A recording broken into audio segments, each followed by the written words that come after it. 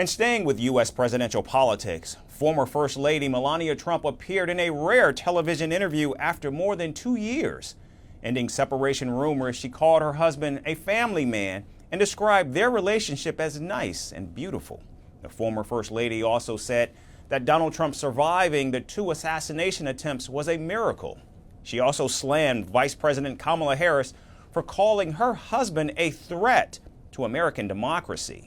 Here's more from the former First Lady's interview. And it wasn't her fault.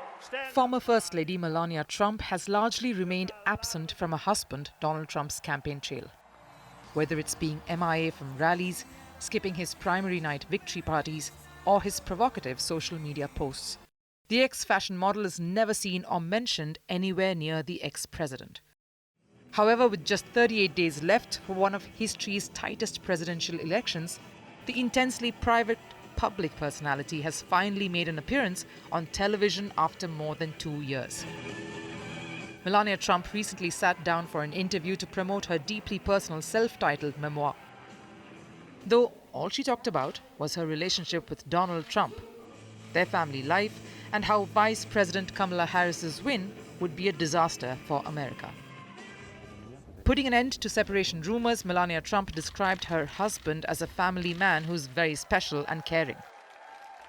The former lady said Donald Trump loves to be a DJ and she loves his humor, personality, and kindness. When asked about the 2 assassination attempts on Donald Trump's life, Melania Trump called her husband's survival a miracle. I think both of the events, they were really miracles if you really think about it. The July 13th, it was a miracle like that much, and he could not be with us. The former First Lady, who mostly stays silent about American politics, slammed the media and the Democratic Party for branding her husband as a threat to democracy.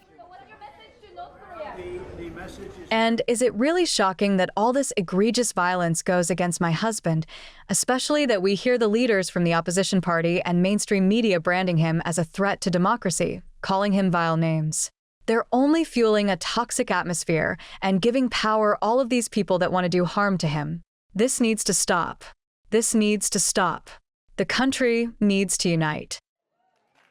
She also seemed to be more in tune with the ins and outs of the presidential race and criticized the Biden-Harris administration for economic, foreign, and immigration policies. Well, how I see it is the record speaks for itself. The country is suffering. People are not able to buy usual necessities for their families. We have wars going on around the world. Soldiers are dying. They were dying under this administration because of weak leadership. The border is open and dangerous. A lot of fentanyl is coming over, killing our youth. It's very hard to see. And an economy, it's really not great. Melania Trump's TV interview was light on the details of her book and heavy on Donald Trump's campaign. Even Donald Trump said that he doesn't know the specifics of what is written about him in the book.